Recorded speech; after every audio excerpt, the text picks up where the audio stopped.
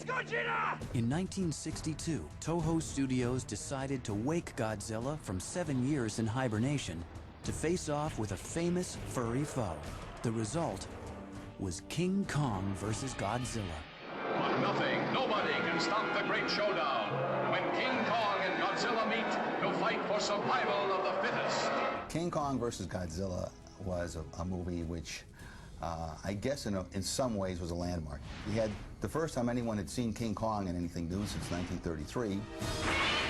You could say it was a way of, sort of cementing relationships between us and Japan after World War II. Godzilla has a brain about this size. He is sheer brute force. While Kong is a thinking animal. His brain is considerably larger. About 10 times the size of this gorilla's skull. Being instinctive rivals, there is no doubt that they will attempt to destroy one another. Not a particularly good movie, and King Kong looked pretty bad. But that was their biggest grosser, and they realized you pit Godzilla against some really powerful-looking or well-known monster, and you got a hit. King Kong was especially well-known in the United States, so that everybody went to see it. Terrible gorilla. Ooh, man. King Kong versus Godzilla also marked the first time that the character of Godzilla was given distinctly comic touches.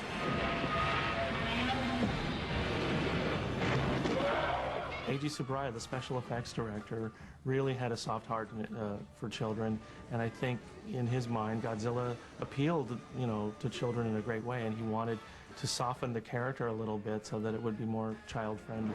The movie's success put fresh fire in the Godzilla franchise. Toho finally realized they had a giant celebrity on their hands, and they moved fast to find other worthy monsters to battle the big green guy.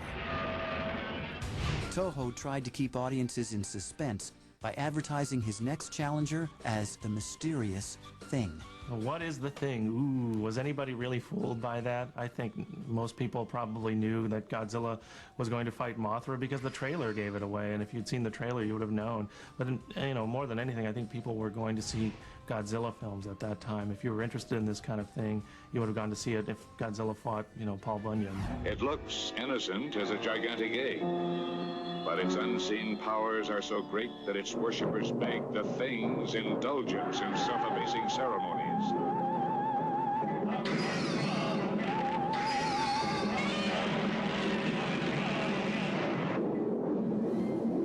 By the summer of 1964, the U.S.-Soviet space race was in high gear, and as thoughts of faraway galaxies filled the news, Toho Studios pushed another monster epic into production.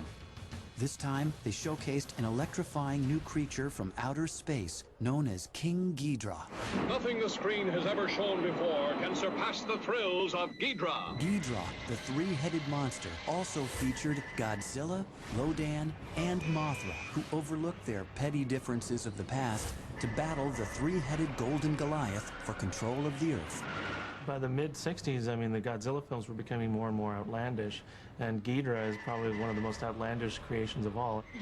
A new high in screen terror.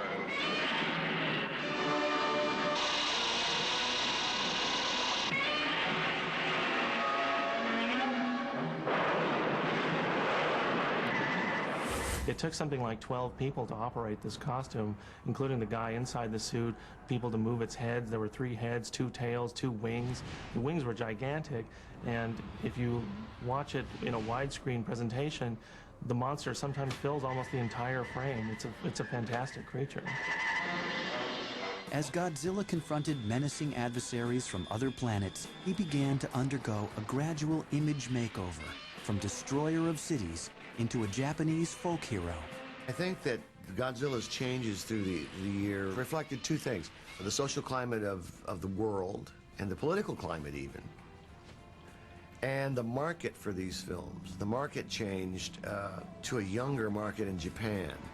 Toho Studios, in an effort, I think, to win a wider audience, made Godzilla nicer and friendlier, sort of like a stray dog that, the kid down the street can take in. And Godzilla was all of a sudden the guardian of mankind. Can Godzilla save the Earth from this mastodon of destruction? International audiences were also amused by the over-the-top characters and less-than-perfect dubbing that became a trademark of the series. I would say nobody has anything to fear from us. But we are going to control you now. We did, about 8 or 9 different characters, knowing where to breathe and to get the lip sync in. And you look at the loop, and you see how the lips move. We do that all day long. And then at the very end, they've saved the panic horde sounds that they can just put in wherever, you know, the hordes are running or screaming or absolutely horrified by the attack of this unknown monster. And so you give it your all. It's...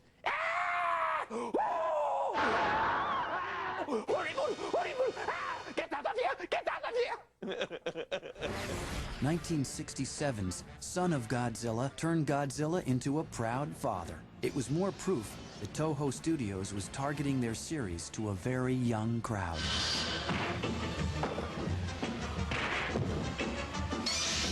One thing we've always wondered is what happened to Mrs. Godzilla. This egg hatches, a little Godzilla tadpole comes out. The film, you know, follows him through the early stages of his childhood. It's almost like he's going through puberty. He has to teach him how to breathe fire, and of course he can't do it. So, the little child can do no better than just breathe smoke rings, and so Godzilla finally steps on his tail, and a stream of flame finally comes out. He kind of became campy.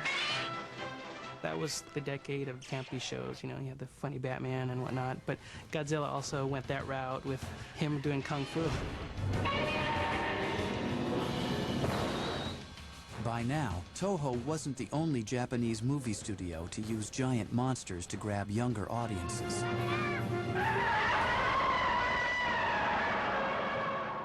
In the late 60s, Godzilla had a major competitor at the box office in the name of Gamera, the Flying Turtle, which was produced by a rival studio called Daiei. And those films almost always featured children in the lead roles, and they were very unabashedly made for children.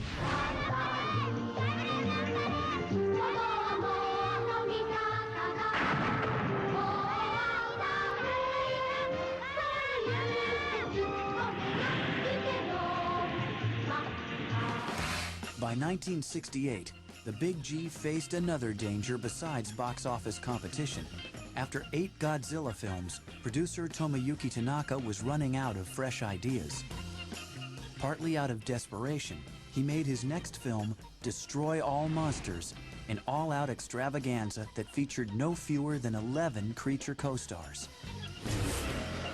The filmmakers at Toho Studios just threw everything in but the kitchen sink when it came to uniting the creatures. You had the monsters rampaging in Tokyo, Rome, Paris, New York. It was very entertaining seeing these monsters on American soil and also getting together for the ultimate monster rumble. It's insane. I think that's the time when the makers of Godzilla were dropping LSD. That movie is nuts. These people from outer space are so nuts, and they control the monsters. That was a plot several times, but it's insane.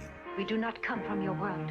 We are here to make you our slaves. From the laboratories and arsenals of all civilized nations, the most powerful, the newest, the most devastating of weapons blast into action in their effort to destroy all monsters. When Animal Icons returns, Godzilla gets all choked up over a smog monster.